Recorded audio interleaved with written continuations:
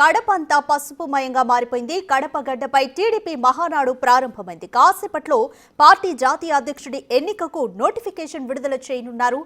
Party అధినేత చంద్రబాబు మహానాడు ప్రాంగణంలో registration చేయించుకున్నారు. ఫోటో ఎగ్జిబిషన్ ను తిలకించారు. రాష్ట్రం నలుమూలల నుంచి పార్టీ నాయకులు, కార్యకర్తలు, అభిమానులు తరలివచ్చారు. టీడీపీ మౌలిక సిద్ధాంతాలు, 6 సూత్రాల ఆవిష్కరణ, నియమావళి సవరణలపై చర్చ నిర్వహించనున్నారు.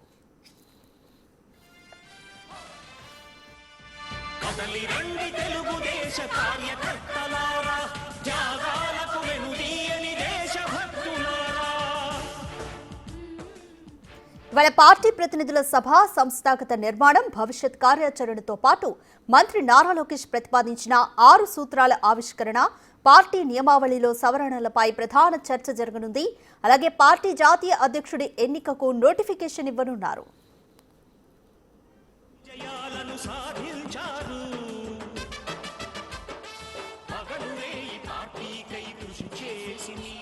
గౌరవ పార్టీ అధ్యక్షుల వారిచే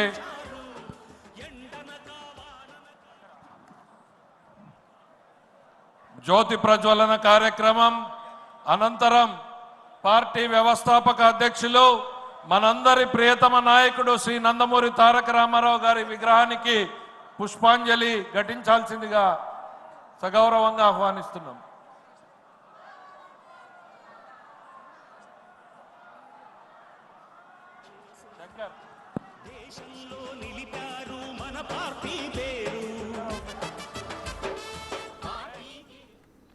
కడప నడిపొడ్డున పసుపు పండుగ మొదలైంది. దీంతో రాయలసీమ టీడీపీ నేతలు ఆనందం వ్యక్తం చేస్తున్నారు.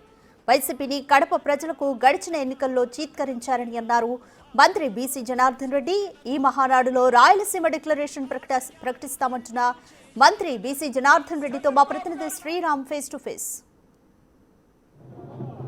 కడప జిల్లా కేంద్రంలో మహానాడు కార్యక్రమం అంగరంగ వైభవంగా కొనసాగుతున్నాయి. అంతే మనతో మాట్లాడడానికి మంత్రి బీసీ జనార్దన్ రెడ్డి మనతో ఉన్నారు. సార్ చెప్పండి, ఈరోజు మహానాడు కార్యక్రమం ఎలా ఉండబోతుంది?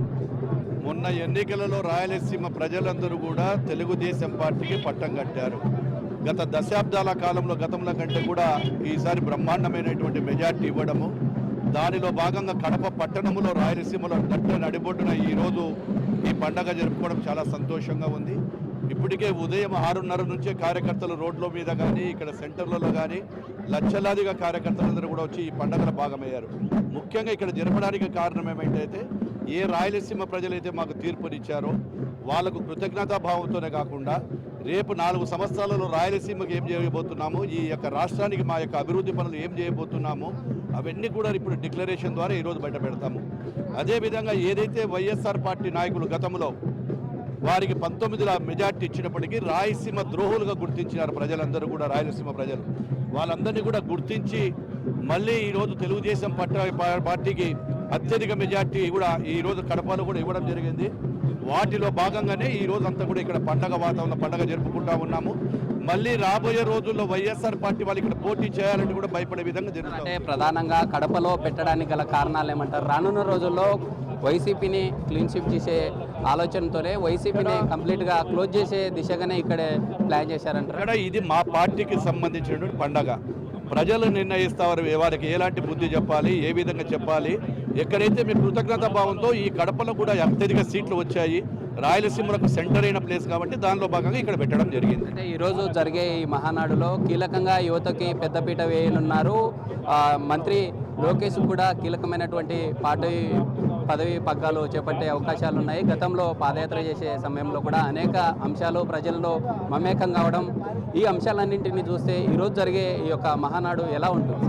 అవన్నీ నిర్ణయాలు కూడా ఇప్పుడు తర్వాత 10:30 తర్వాత ఆ నిర్ణయాలన్నీ కూడా అక్కడ డాన్సీస్ మీదుగా ప్రజల సమక్షంలో కార్యకర్తల సమక్షంలో ప్రకటిస్తాం. ఇది మొత్తంగా ఇక్కడ జరుగుతున్నటువంటి మహానాడు కార్యక్రమం అన్ని విధాలుగా రానున్న రోజుల్లో కూటమి ప్రభుత్వానికి ప్రజలు పెద్దపీట వేసే విధంగా ప్లాన్ చేస్తున్నామంటూ గతంలో జరిగినటువంటి ఎన్నికల్లో ఏ విధమైనటువంటి తీర్పునిచ్చారో రానున్న రోజుల్లో ఇంకా దానికి ధీటుగా ఇచ్చే అవకాశాలు ఉన్నాయంటూ చెప్తున్నటువంటి పరిస్థితి. ఇప్పుడు రాజుతో శ్రీరామ్, బిగ్ టీవీ, కడప జిల్లా.